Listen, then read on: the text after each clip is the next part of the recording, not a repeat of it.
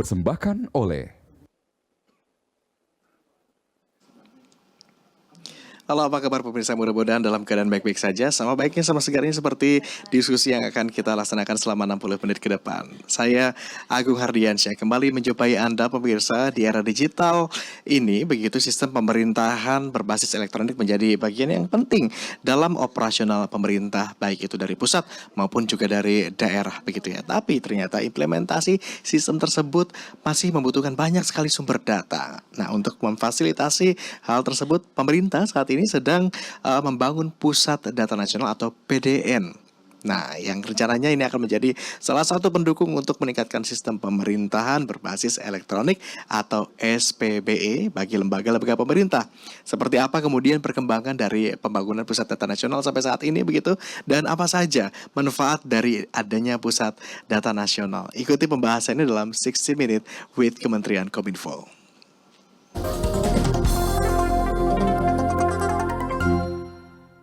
dipersembahkan oleh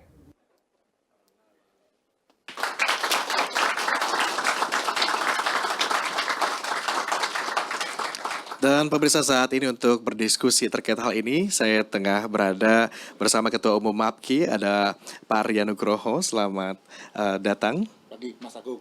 Terima kasih sudah bergabung bersama kami, dan juga ada Co-Director Data and Democracy Research Hub, ada Mbak Dery Tantiwijaya. Selamat datang Mbak Dery. Sehat-sehat ya? Oke, boleh digunakan mic-nya saja Mbak Dery, dan juga ini supaya kita ngobrol santai, saya sebut Mbak Dery aja ya sama Mas. Ya, betul. Mas Rian. Saya juga masih milenial kok saya. Kelahiran 90. Tadi kita sempat singgung sedikit Mas Rian, Mbak Dery, bahwa pemerintah memerlukan instrumen begitu untuk menjalankan rodanya begitu agar lebih mudah, ya ini dengan penyediaan basis data atau pusat data nasional. Saya mau ke Mas Rian terlebih dulu. Mas Rian, mungkin bisa dijelaskan apa itu sebetulnya pusat data nasional atau PDN? Jadi pertama-tama kalau kita berbicara internet, cloud, macam-macam, itu kan sebenarnya satu hal. Dia fisik, dia server, dia tempat penyimpanan. Jadi cloud pun itu cuma semacam bagaimana itu menjadikan virtual aja. Jadi ketika kita mempunyai sistem pemerintahan berbasis elektronik yang didesain oleh Pak Jokowi, ini bukan instrumen loh, ini infrastruktur dasarnya nanti ini. Jadi kita memerlukan sebuah tempat di mana data informasi disimpan dan itu menyatu. Memang pertanyaannya bagaimana nanti kalau diserang hacker dan sebagainya. Tentunya kalau itu terpusat, selain itu juga bisa menjadi pusat serangan, tapi juga lebih mudah untuk diamankan. Jadi secara teori dan praktek nanti dilengkapi oleh Mbak Dery ya.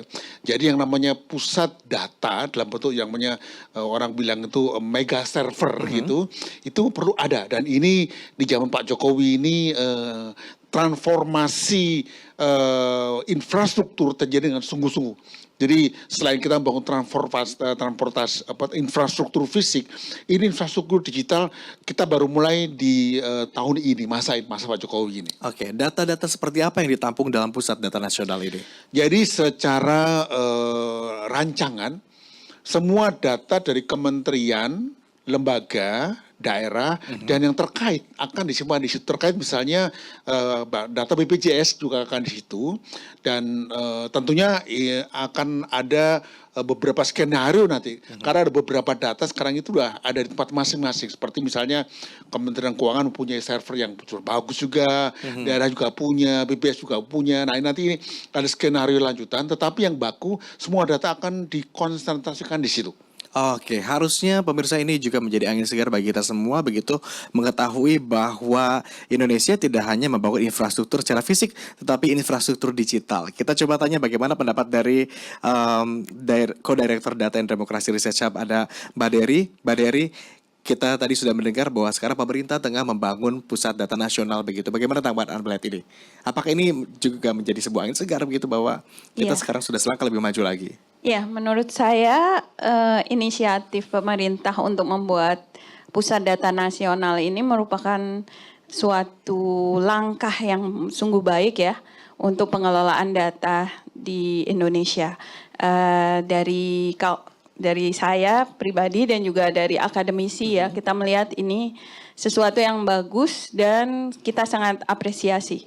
tentang pembangunan ini, infrastruktur ini. Ini menjadi nilai yang begitu besar, menjadi sangat baik begitu, dan bisa diimplementasikan dalam berbagai hal. Tetapi saya ingin tanya dulu ke Mas Rian. Mas Rian, sebetulnya apa sih urgensinya? Apa yang melatar belakangi pembangunan pusat data nasional ini? Apakah memang kita harus segera mungkin membutuhkan pusat data nasional ini atau seperti apa? Sudah terlambat sebenarnya kita ini. Ini justru terlambat. Jadi pada saat kita membangun yang namanya pelayanan pemerintahan berbasis elektronik atau digital, dan kita memulai membangun tata kelola pemerintahan berbasis digital. Sekarang kalau di pemerintahan itu kan kalau kita komunikasi selama itu kan pakai digital kan, bahkan semua pekerjaan itu apalagi setelah kita COVID kan, almost semua dari digital kan. Nah, seharusnya sudah sejak lama kita bangun ini. Nah, memang baru Pak Jokowi yang memulai, karena SPB itu dimulai gagasan pada zaman Pak BY. Dimulai karena waktu itu sudah belum muncul kan. Jadi memang better later than never gitu ya. Ya, saya kira ini kalau dikatakan apa penting, sudah teramat sangat penting ini. Dan ini kalau gitu karena tidak mungkin kita membangun sebuah sistem pemerintahan berbasis elektronik, tapi servernya kita titip di perusahaan gitu ya. Itu bisa bocor datanya itu. Nanti kita bisa kena sue.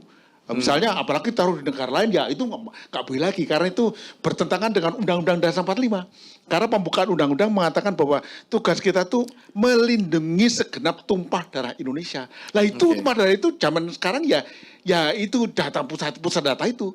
Jadi kita harus tahu ya, nanti kita masyarakat harus tahu, yang namanya tumpah darah itu bukan yang namanya tanah, air ya, tetapi data kita disimpan di mana, termasuk data genom kita. Misalnya kita pernah sakit apa dan seterusnya, itu di situ, dan itu dilindungi oleh negara. Ini jadi nanti data itu semua ada di situ ya? Ya, jadi yang dilakukan Pak Jokowi ini di pemerintahan lain adalah kita melaksanakan amanat konstitusi. Oh kok kesana tingginya? Ya memang tinggi seperti itu. Ini betul-betul panggilan dari yang the highest calling gitu ya. Gitu Mas. Saya mau ke Mbak Dery. Tadi menanggapi pernyataan Mas Rian, katanya ini cukup terlambat gitu. Idealnya harus sudah dilakukan sejak beberapa waktu lalu begitu. Tetapi kalau melihat keterlambatan ini begitu, apa yang bisa kita kebut?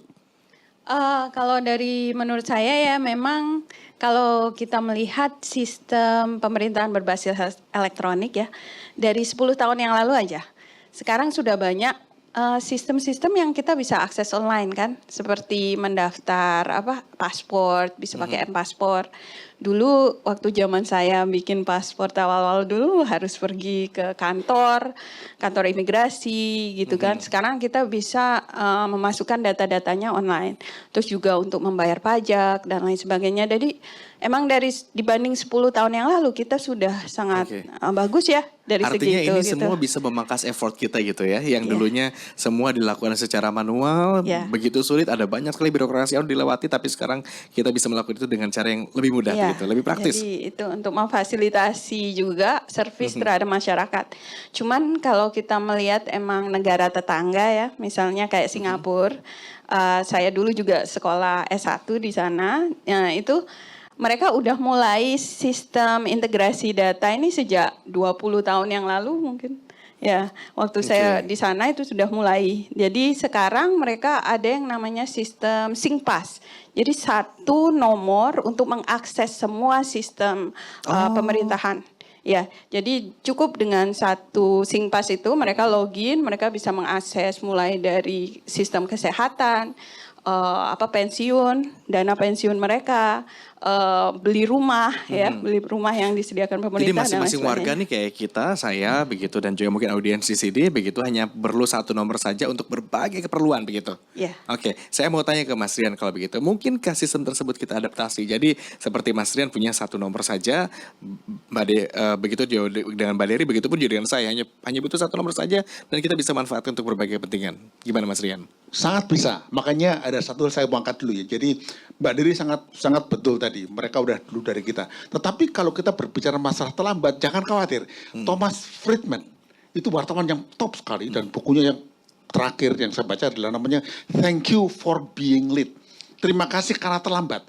Karena terlambat kita mendapatkan teknologi yang paling kini. Oke. Termasuk juga gagasan bagaimana mengkonsolidasikan tadi. Jadi sangat betul. Jadi masyarakat nanti ya, misalnya sampai ekstrimnya. Nanti sekarang tuh kalau kita nggak bawa SIM, tangkap polisi kan.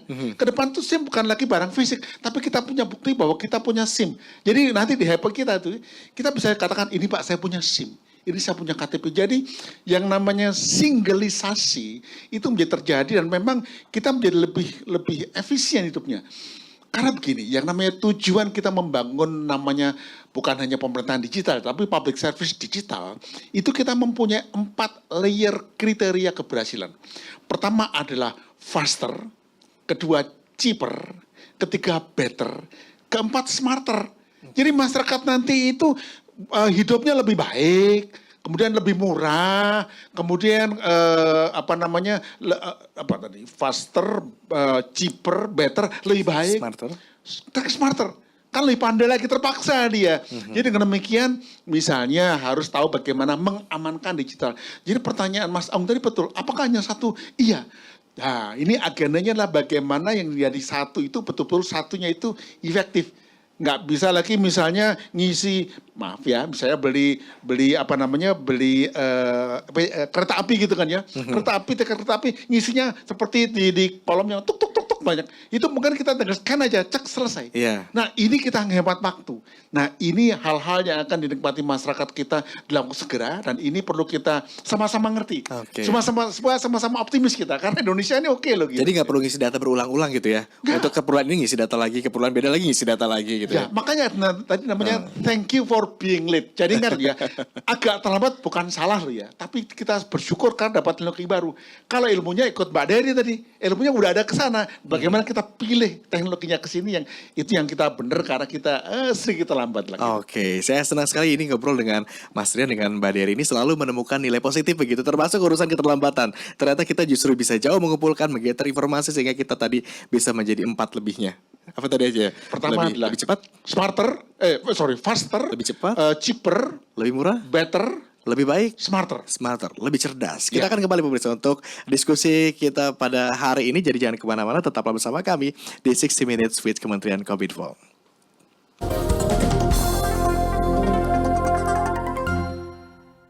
Dipersembahkan oleh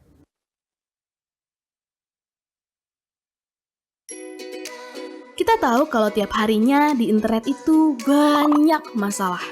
Dari adu mulut yang berujung gelut, kena bully sampai ngurung diri, akun medsos kena hack, dan tipu-tipu customer service palsu. Apakah kalian mau jadi salah satunya? Tentunya enggak kan? Makanya, inilah 4 jurus andal biar makin cakap digital. Buat mulanya, inilah jurus pertama.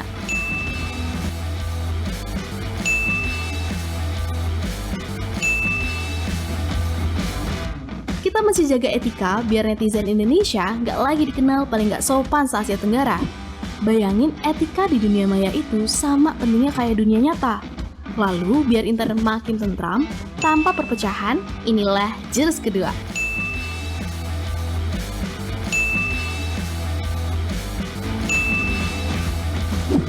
Terapin nilai-nilai Pancasila biar dunia maya nggak jadi medan perang. Saat dasar budaya kuat, kita jadi bisa menempatin dunia digital sampai maksimal.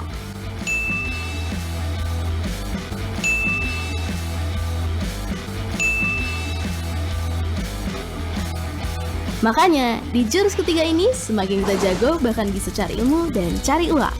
Dan saat kejahatan mengancam, kuasai jurus keempat biar tetap aman. Para penipu bakal takluk sama kita.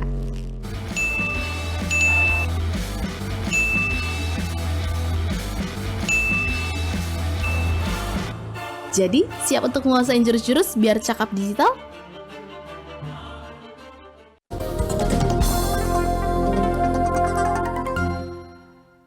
dipersembahkan oleh Terima kasih Anda masih bersama kami di 60 Minute with Kementerian Kominfo. Pemirsa, kita kembali lanjutkan dialog kita pada hari ini tentunya dengan Ketua Umum MAKPI ada Mas Rian, kemudian juga ada Co-Director Data and Demokrasi Research Hub ada Mbak Dery ya.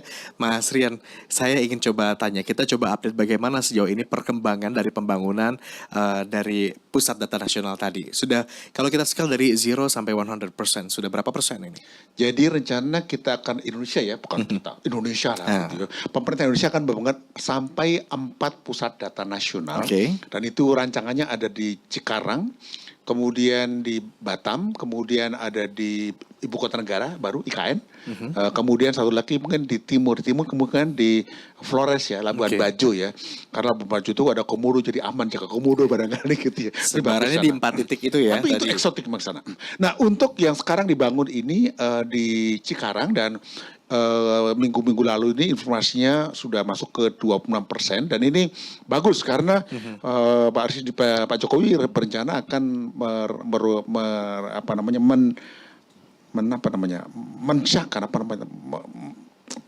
bulan Agustus 2024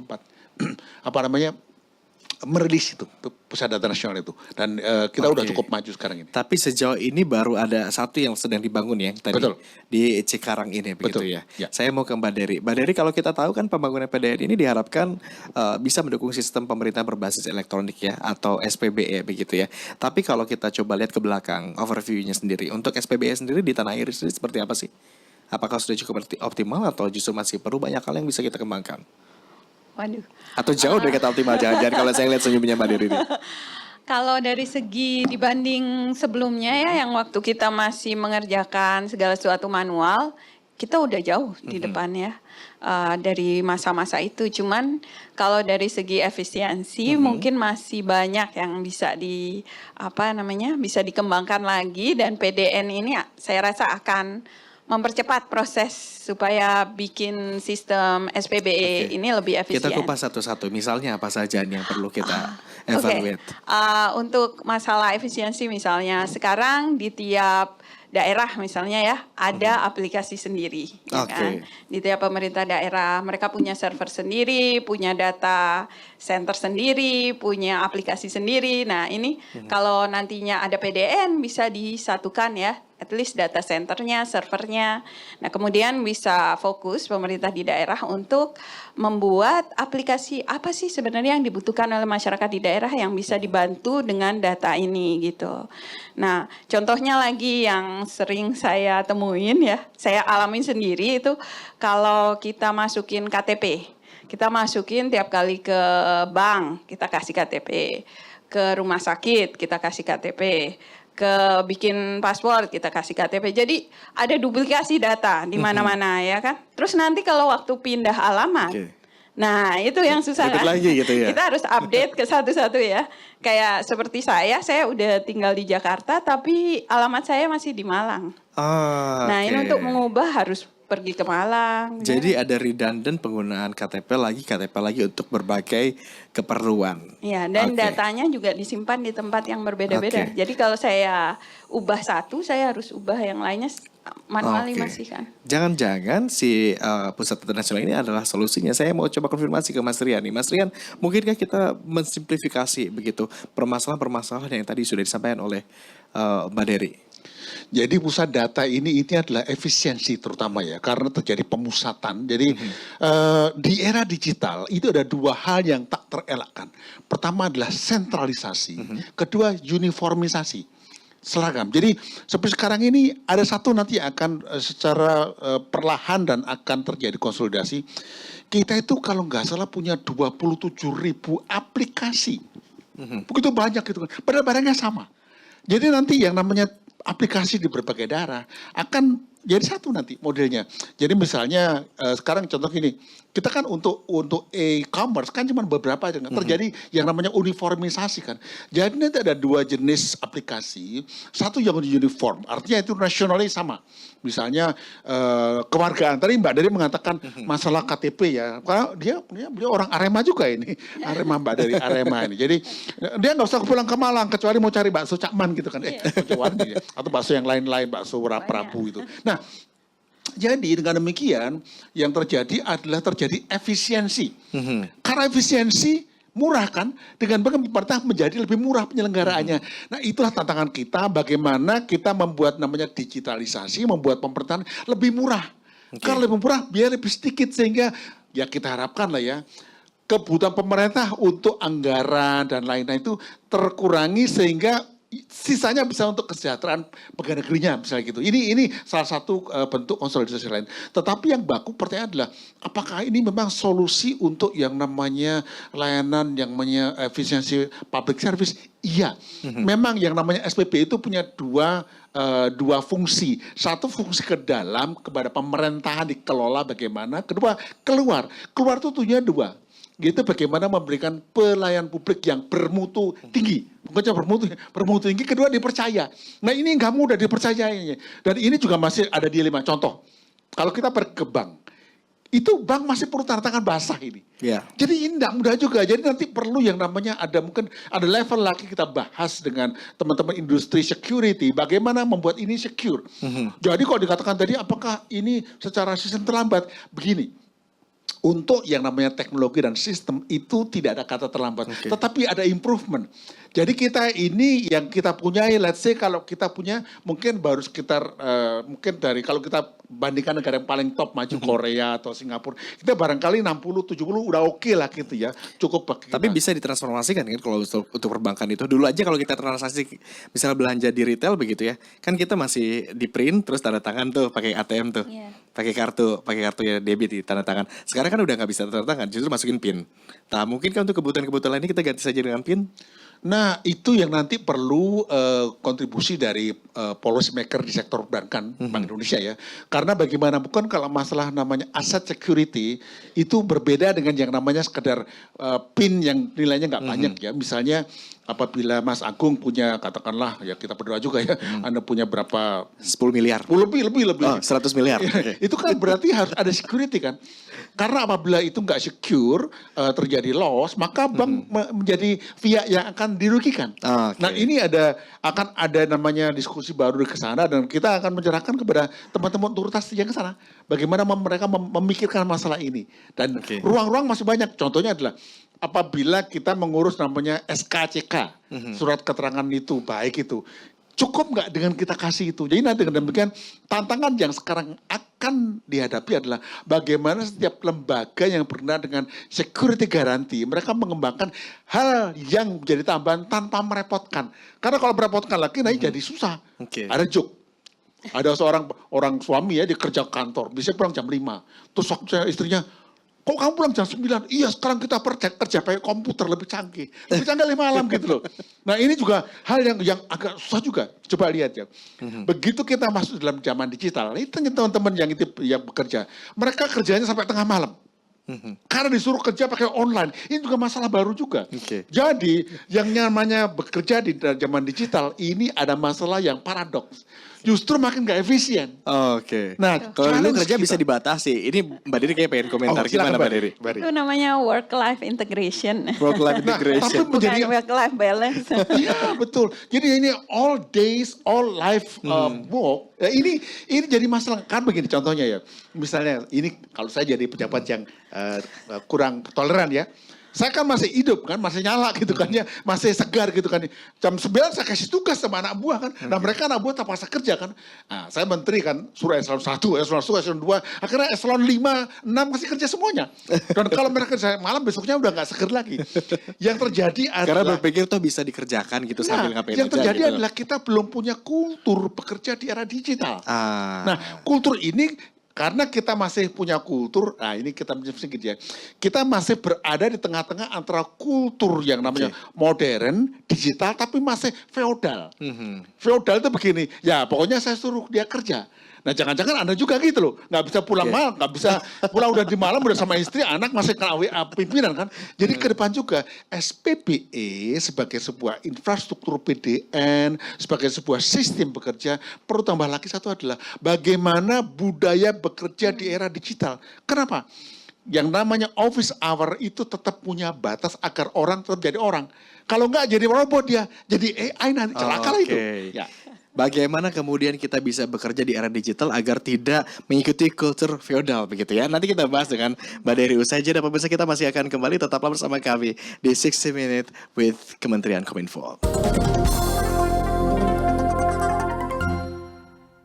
Dipersembahkan oleh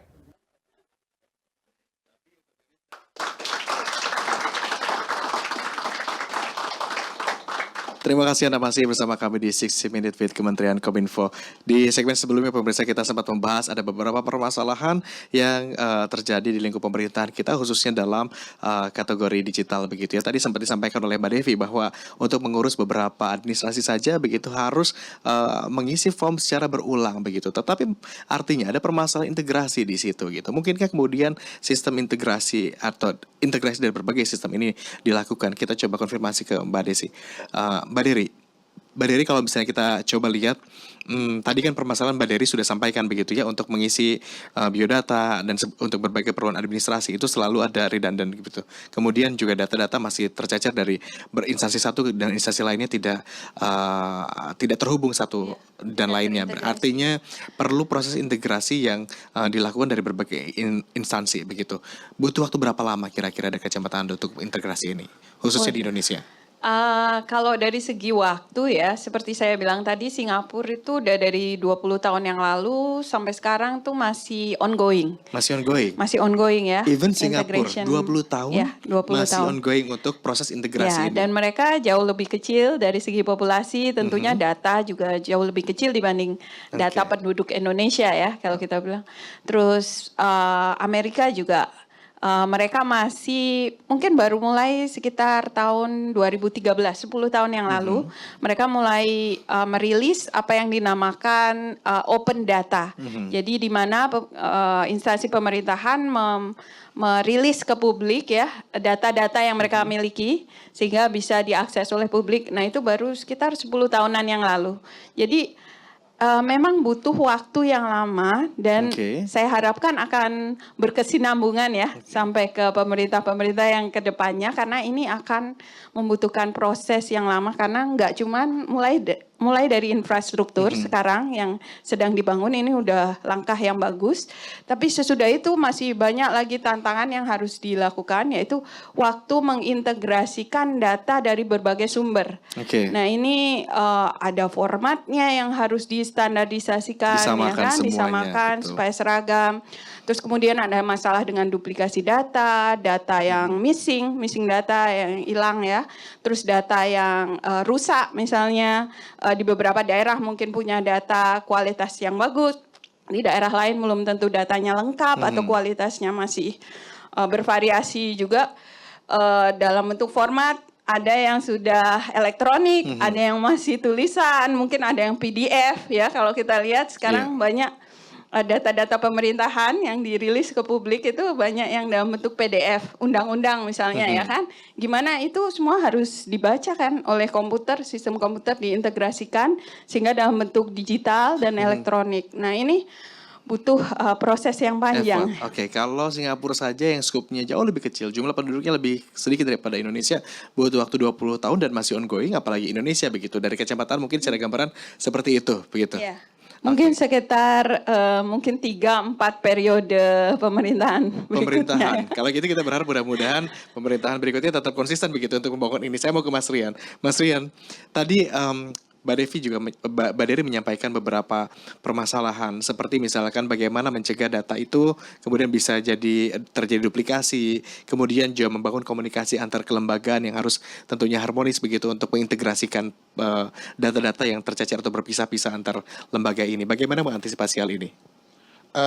Yang pertama saya mau melanjutkan lagi. Jadi gini, integrasi data itu masalah yang memang challenging ya. Tetapi kita harus tahu ada 3 lapis data. Data yang harus selesai integrasi dengan cepat, data yang itu bisa lebih lambat, atau yang belakangan. Jadi menurut secara teori ya, saya kan bukan orang yang IT ya, saya masih I2 bukan IT saya. Ya itu gitu. Nah, secara teori pemahaman saya untuk data-data yang sifatnya basic itu tidak boleh lebih dari 6 bulan selesai integrasinya, tidak boleh. Misalnya data tentang kependudukan itu nggak boleh berulang-ulang dan sekali selesai itu. Jadi memang Tapi mampukah kita untuk loh, mengkolek mampu sampai kita 6 bulan punya saja? ahli seperti Mbak Dery. Yang penting Coba Mbak Dery percaya diri gak 6 bulan bisa? bentar. Yang penting punya konsep dulu. Jadi kalau semuanya jadikan satu break selesai, nggak bisa. Ada data priority. Ada data priority yang itu harus interface keluar, ada yang enggak. Kalau datanya itu interface ke dalam, nggak perlu lama-lama. Misalnya data antara BPS, kemudian pertanian dengan perbankan, itu bisa cepat karena interface ke dalam. Tapi ketika interface keluar dengan, apalagi dengan publik ya, itu memerlukan waktu yang lebih panjang. Tetapi misalnya untuk konsolidasi data dari KTP nasional, itu bisa lebih cepat asal tidak ada keinginan macam-macam memperpanjang. Karena dulu ada juk kan, kalau bisa dipersulit kenapa dipermudah gitu, kalau bisa dipercepat kenapa diperlama. Ini nggak bisa lagi zaman digital. Dan secara karena gini, kita berbicara teori kenapa? Semua hidup dari teori kan ya. Dan theoretically we can do faster. Kalau nggak faster, udah jangan ngomong digital lagi. Ingat ya, faster, cheaper, better, smarter. Itu indikatornya. Begitu nggak dapat itu, udah jangan ngomong lagi. Dia nggak bisa, berarti nggak mampu lagi. Nah, kedua, berhubungan dengan masalah apa yang kedua tadi? Integrasinya. Jadi, yang namanya proses integrasi, pertama-tama adalah kita punya namanya arsitektur integrasi. Kita sudah punya arsitektur SPBI ya, 2019 ya. Perpres kalau nggak salah bentuknya. PP atau Perpres itu? Agak lupa saya. Nah, di situ kalau yang tahun 2018 tentang SPBI, yang 2019 tentang arsitektur SPBI. Cuman, kita masih punya agenda. Jadi pemerintah nggak punya masalah agenda, PR ya. PR-nya adalah bagaimana kita mendesain arsitektur SPBI agar hal-hal yang menjadi agenda kita ini selesai. Bisa berjalan mulus. Iya, jadi kita tidak boleh kita bernarasi. Jadi nanti tugas dari Kominfo ya, tugas dan Kominfo bisa nih dibantu Mbak Dery ini. Nah, teman-teman di Kominfo akan membuat arsitektur pergi ke sana bagaimana? Jadi kalau kita bikin rumah, kita punya gambarnya dulu. Dan gambar itu tidak bisa dalam bentuk kata-kata. Nah, apalagi di zaman digital, ya, itu bisa 3D. Nah, memang untuk arsitektur sistem pemerintahan berbasis digital, didukung dengan PDN, ini memang tidak mudah. Tetapi ini juga nggak boleh lama-lama. Jadi kan nanti kita semangat Kominfo ya, bantu Mbak Dery ya. Ayo 2 bulan ke depan selesai, minimal at least what we can get dan how to get there gitu ya. Mungkin Oke. harus Gimana, Mbak Dery? difokuskan gitu ya. Ya mungkin yang pertama mau dibikin, kalau kita lihat dari data itu ada 2 perspektif.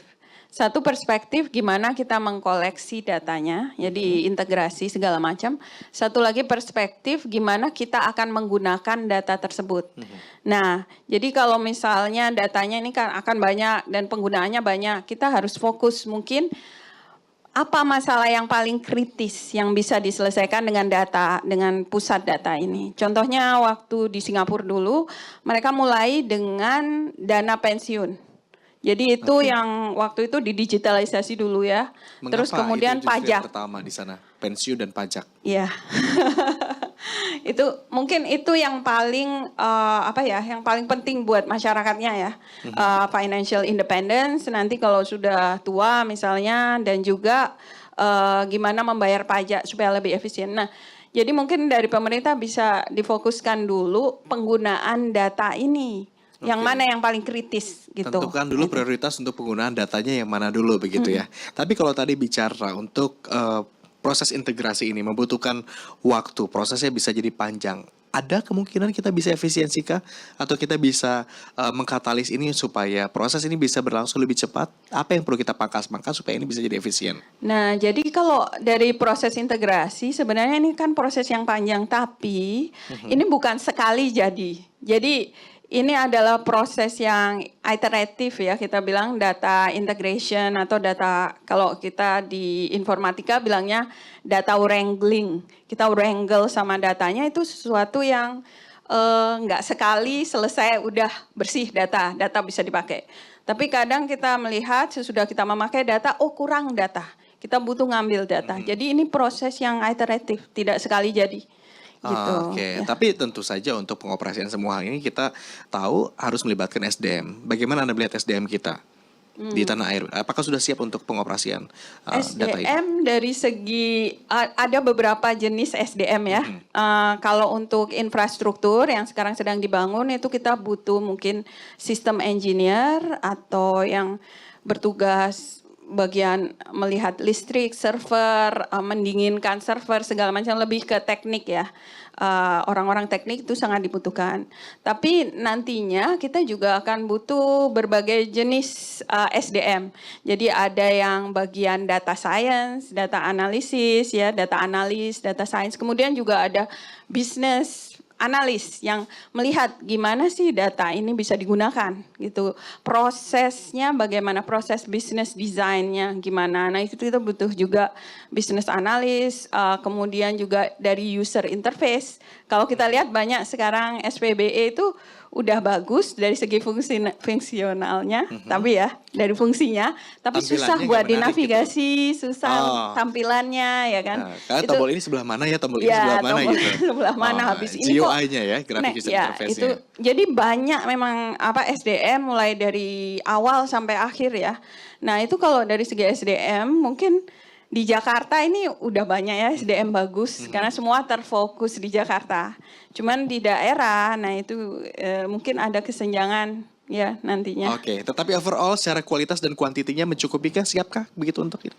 Singkat saja. Karena itu dari di akademisi ya, ini sebenarnya masalah data wrangling atau data integration ini masalah universal. Jadi nggak cuma buat Indonesia aja. Nah makanya di bidang informatika atau bidang data science kita juga salah satu yang kita tekankan fokus itu adalah mengajarkan mahasiswa gimana menghandle data itu. Jadi oke. mulai dari mengkoleksi, membersihkan segala macam, karena itu mungkin itu yang kalau dari end to end data science ya itu mungkin ngambil waktu sekitar 70 sampai 80% itu aja.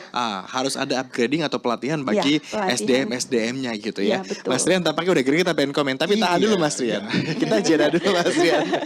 Mbak Dari kita jeda dulu, pemirsa kita akan kembali usai jeda. Tetaplah bersama kami di 60 Minute with Kementerian Kominfo. Tetaplah bersama kami.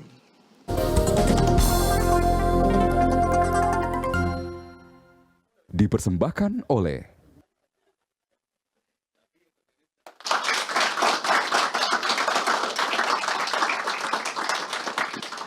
Terima kasih Anda masih bersama kami dalam 60 Minute with Kementerian Kominfo. Di segmen sebelumnya kita sempat berdiskusi pemirsa soal integrasi bagaimana penerapan pusat data nasional ini begitu.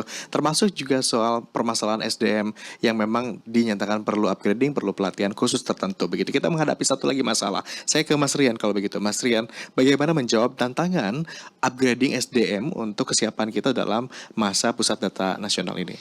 Kita harus berbicara tidak dalam bahasa pengusaha. Hmm. Bahasa pengusaha itu persiapan lah, apalah itu membuat kita menjadi sakit perut. Oke. Kita kayak pakai bahasa yang nyata saja. Coba, udah menikah? Belum. Oh, belum. Jadi promosi saya. Ini masih lanjang nih. Saya udah menikah. Saya dulu takut menikah karena takut gak siap. Itu Saya- yang terjadi sama saya. Ya, saya punya guru, dia seorang ustadz juga gitu ya. Dia sudah menikah saja. Oke. Dan terjadi lancar aja. Kita merdeka itu nggak pakai persiapan, Oke. tapi kemauan. Saya kira sekarang kita harus punya kemampuan ngikut. Kita sekarang relatif kuat tuh. Jangan takut lagi. Oke. Kita itu sudah, kalau nggak bisa siap yang disiapkan. Bangsa kita itu bangsa dipaksa. Coba, maaf ya contoh aja.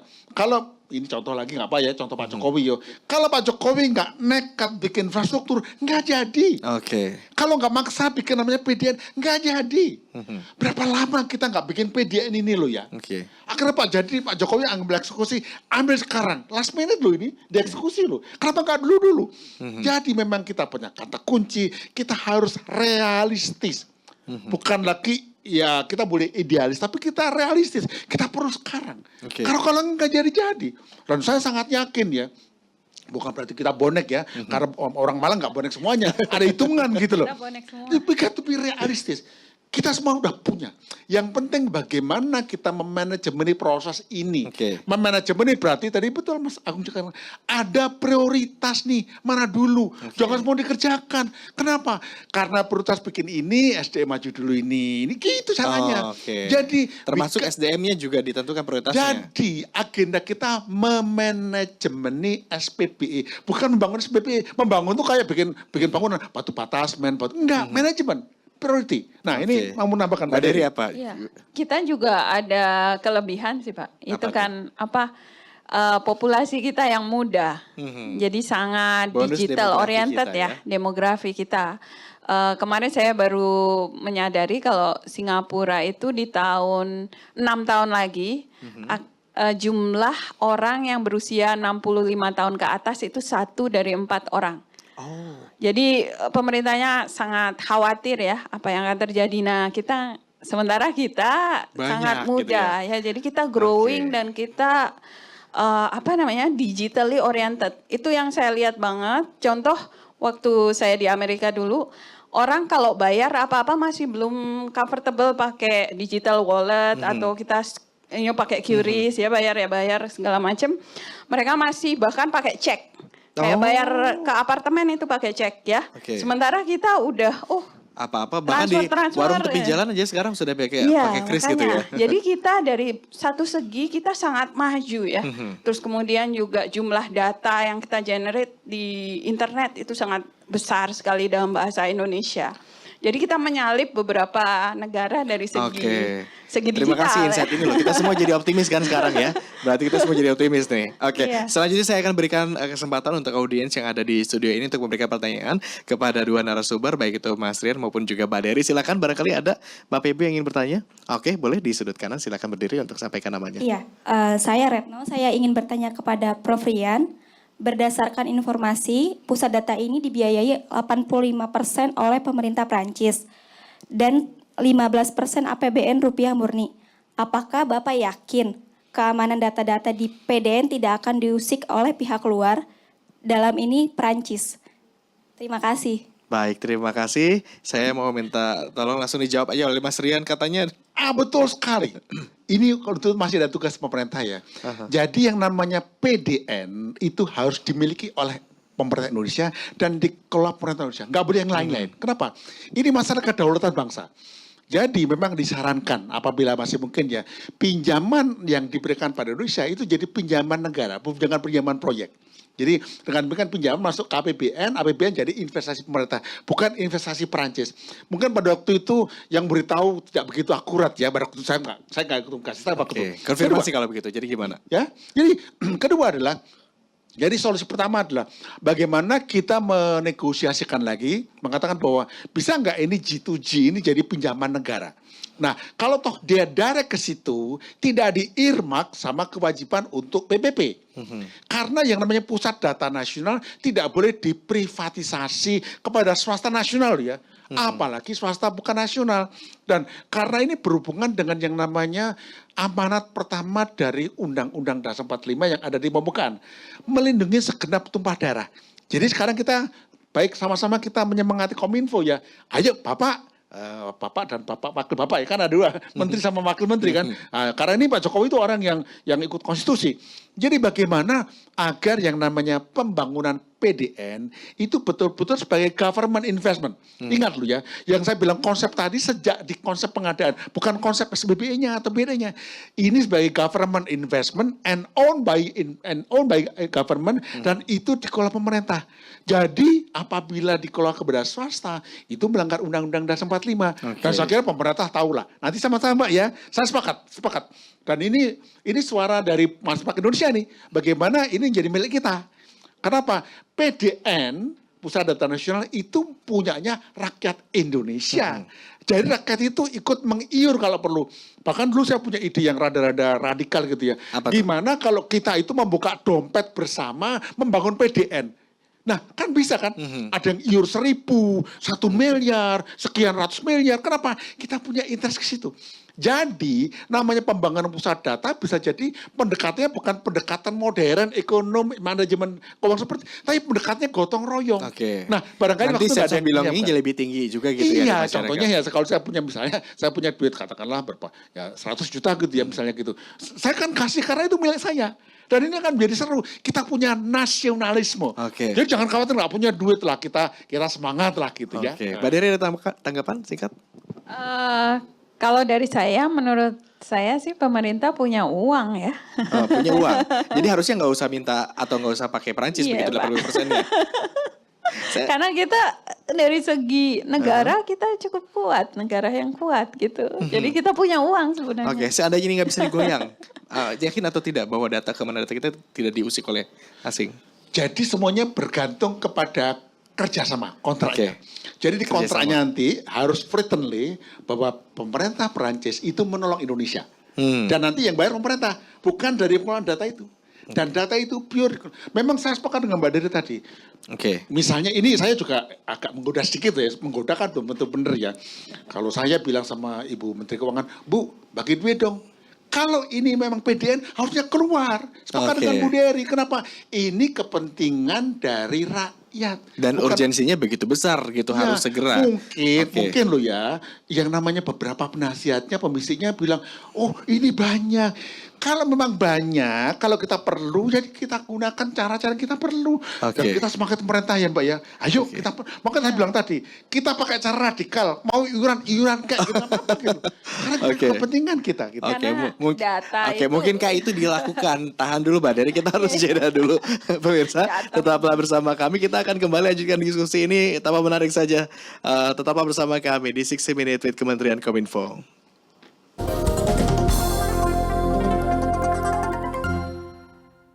Dipersembahkan oleh Terima kasih Anda masih bersama kami di 60 Minute with Kementerian Kominfo. Pemirsa, kita kembali lanjutkan diskusi, tapi di sesi ini kami akan coba berikan kesempatan untuk audiens yang sudah hadir di studio untuk memberikan pertanyaannya. Langsung saja, siapa yang berkenan untuk bertanya? Boleh dari sudut kanan lagi, silakan berdiri, sebutkan nama dan sampaikan pertanyaan. Saya Rena, saya ingin bertanya kepada Bu Dery, bagaimana PDN ini dapat berpengaruh kepada masyarakat sehingga masyarakat bisa memanfaatkan teknologi digital secara positif, produktif, dan kreatif. Terima kasih. Baik, terima kasih. Oh, ini ke Mbak Dery. Mbak Dery boleh langsung saja dijawab, silakan. Iya, jadi PDN itu suatu langkah yang bagus untuk mengelola data secara lebih centralized ya. Jadi kegunaannya nanti bagi masyarakat adalah masyarakat bisa mengakses data mereka. Jadi ini salah satu mungkin nantinya yang akan dibangun oleh Kominfo ya, hopefully. Aplikasi di mana masyarakat bisa mengecek informasi mereka yang sudah diambil dari berbagai kementerian misalnya. Jadi dia akan bisa mengakses informasi dan kemudian juga tergantung ke depannya gimana. Salah satu bagusnya data yang namanya shared atau yang centralized itu adalah kita bisa kalau dirilis ke publik ya, data yang boleh untuk dirilis ke masyarakat, itu bisa membuat engagement dari publik itu naik ya.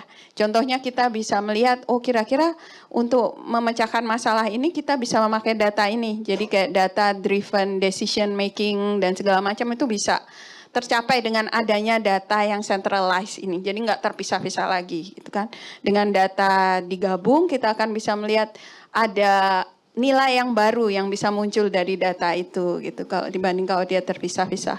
Kemudian mungkin yang paling juga penting itu adalah standarisasi data. Jadi kita kalau dari orang data science kita bilangnya digital divide atau data poverty, di mana beberapa daerah di Indonesia mungkin itu tidak punya data yang lengkap tentang daerahnya. Sementara di daerah lain mereka bisa maju karena mereka tahu, oh oke, masalahnya ini saya lihat datanya, oh kita bisa tahu solusinya gitu. Nah dengan distandarisasi ya, semua daerah akan mempunyai data yang sama gitu, yang seragam, itu kita bisa meningkatkan mengurangi Perkembangan secara divide merata. gitu ya, antara data ya kan. Jadi masyarakat bisa ngelihat, oh bisa direplikasi misalnya di satu daerah mereka berhasil mengurangi jumlah DBD. Gimana mereka melakukan itu dari datanya? Nah, itu bisa direplikasi di daerah lain. Oh, kita harus mencatat A, B, C, D, E juga supaya datanya seragam dengan data yang ada di daerah-daerah lain. Dengan demikian untuk mengatasi berbagai permasalahan di daerah juga bisa dilakukan begitu dengan mengadaptasi dari apa yang dilakukan di wilayah lain begitu Iya, ya. iya. Oke, terakhir Ada di sana. Mbak Dery, closing statement dari Mbak Dery seperti apa? Menurut saya sih sangat apresiasi ya pengadaan PDN ini. Terutama tadi kita ngomong banyak tentang data. Jadi kalau dari segi data memang data is the new currency ya. Kalau bukan currency lagi, malah kita bilang data is the last frontier of colonization. Jadi kita memang butuh untuk melindungi data kita. Kita butuh untuk mempunyai data center kita sendiri yang memang ada dan dikelola oleh bangsa kita sendiri. Oke, Gitu. oleh bangsa kita sendiri. Terakhir saya mau juga ke Mas Rian. Nanti itu sebetulnya PDN ini akan dibawa Kominfo atau akan berdiri sebagai entitas sendiri? Ini masih menjadi diskusi ya. Diskusi. Memang secara kalau kita dari segi keilmuan dan secara pengetahuan kita serangkan ada walinya, wali muridnya lah gitu. Walinya paling baik cuma 2. Untuk yang namanya data itu Kominfo, untuk security nanti BSSN. Nah, kemungkinan masih ada satu data lagi yang di luarnya dalam misalnya data dari keuangan, karena sekarang Kementerian Keuangan itu udah ada tier 4 tertinggi itu, jadi mungkin keuangan akan terpisah sendiri. Tetapi overall itu yang namanya walinya, bukan koordinator nggak bisa kerja, cuma nyuruh-nyuruh. Walinya Kominfo. Dengan demikian challenge bagi kita 2024-2029 nanti kita perlu punya Menteri Kominfo yang luar biasa, yang bukan hanya memahami masalah komunikasi, tapi juga memahami bagaimana arah perkembangan teknologi digital. Bukan nggak harus orang AI itu ya, tapi yang punya visi melihat ke sana itu. Karena pada akhirnya yang namanya SPPE dan PDN ada sesuatu di balik ini. Revolusi mental. Revolusi mental. Apa itu? Dari mental kerja lelet menjadi cepat. Jangan jadi kerja yang lelet, makin lama makin lelet karena kerjanya 24 jam tadi. Yeah. Nah, yang namanya revolusi mental yang diharapkan oleh Bung Karno akan dieksekusi secara nyata di dalam namanya orang bilang adalah inovasi kepada yang namanya itu digital government dan digital defining government process ini. Itu yang saya kira yang kita sadari supaya kita tahu bahwa Indonesia betul-betul Indonesia yang baru. Kita jangan grogi, cuman beli barang enggak. Sooner or later kita akan punya kultur baru, bekerja dengan cara baru dan membuat kita menjadi yang betul-betul Indonesia baru. Dan saya harapkan ini para capres mengkampen ini supaya ini kan the future is there gitu. Oke, Mas Rian sudah siap untuk merevolusi mental melalui PDN ini. Begitupun ya Mbak Dery, saya kira sudah siap. Bagaimana dengan Anda pemirsa? Siapkah kita memasuki era digital dengan PDN ini? Tentunya kita berharap bahwa ini menjadi angin segar yang kabar baik yang menggembirakan kalau kita konsisten menjalaninya hingga kita kawal bagaimana proses pembangunan ini hingga 100% nanti. Demikian diskusi kita pada hari ini. Terima kasih untuk Mas Rian dari MAKPI. Terima kasih juga Mbak Dery dari Co-Director Data and Democracy Research. Selamat kembali melanjutkan hari ini begitu. Dan pemirsa, kita akan kembali lagi dalam diskusi-diskusi selanjutnya mewakili seluruh kerabat kerja yang bertugas. Saya Agung Hardiansyah undur diri, sampai jumpa.